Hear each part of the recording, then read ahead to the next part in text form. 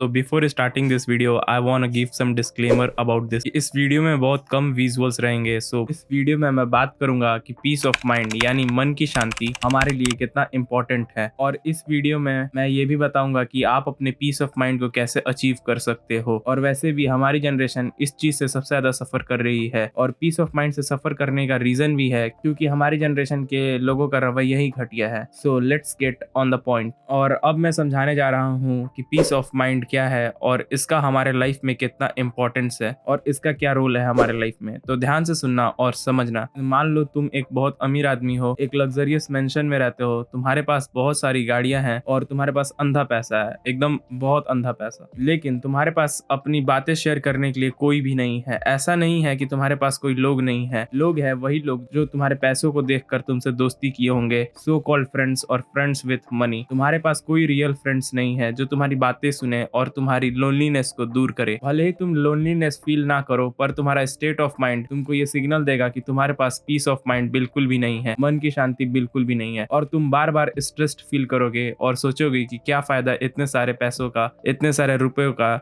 जब तुम्हारे पास मन की शांति ही नहीं है। और फिर तुम सोचोगे कि इससे बढ़िया मैं कम अमीर रहता लेकिन मेरे पास मन की शांति रहती, ताकि तुम सुकून से जी सकते बिना स्ट्रेस के। पीस ऑफ माइंड का रोल तुम ऐसे समझो जैसे कि फॉर एक एग्जांपल, एक घर है, उसमें एक इलेक्ट्रिक बोर्ड है जिससे पूरे घर में लाइट और पावर सप्लाई होता है, और वो इलेक्ट्रिक बोर्ड अगर खराब हो जाएगा तो उस पूरे घर में लाइट और पावर सप्लाई होना बंद हो जाएगा, जिस कारण उस घर में रहने वाले लोगों को अनईजी और अनकंफर्ट फील होगा। उसी तरह से तुम्हारा माइंड भी तुम्हारे बॉडी का पावर हाउस है, और अगर तुम्हारा पीस ऑफ माइंड बेकार है तो तुम कोई भी काम करने में अनकंफर्ट और अनईजी फील करोगे। सो ये बात रहा कि क्या इंपॉर्टेंस है तुम्हारे पीस ऑफ माइंड का। और आज के डेट में जिसके पास भी पीस ऑफ माइंड है वो सबसे ज्यादा अमीर और हेल्दी है, और तुम्हारे पास मन की शांति नहीं है तो तुम दिन भर बेचैन रहोगे। अगर तुमको मेरे बातों पर विश्वास नहीं हो रहा है तो मैं कुछ आर्टिकल लगा दे रहा हूँ इससे रिलेटेड, तुम खुद ही देख लेना। आज के डेट में कितने सारे लोगों को इशू है पीस ऑफ माइंड का। किसी को देखो तो काम का टेंशन, किसी को पढ़ाई का, किसी को अपने फैमिली का, और किसी को देखो तो लड़कियों का, क्योंकि उनसे पट ही नहीं रही है, ना जाने और क्या क्या। मानसिक तौर पर ये जनरेशन जितना परेशान है उतना तो हमारे से पहले वाले जनरेशन कभी परेशान ही नहीं हुए हैं। हमारी जनरेशन इतना ओवरथिंक कर लेगी किसी भी चीज में या किसी के लिए कि उनका पीस ऑफ माइंड ही खराब हो जाता है। सो मेरा काम था तुमको अवेयर करना, लाइफ में मेंटल हेल्थ बहुत इंपॉर्टेंट है, जिससे तुमको मन की शांति मिले। सो अब कुछ पॉइंट्स बताने जा रहा हूँ जिससे तुम अपने पीस ऑफ माइंड को अचीव कर सकते हो। सो ध्यान से सुनना। So my first point is that you can do meditation और अनुलोम विलोम। अगर तुमको लाइफ में ज्यादा स्ट्रेस फील हो रहा है then definitely try this exercises. भले तुमको इन एक्सरसाइजेस को परफॉर्म करने में टाइम लगे, लेकिन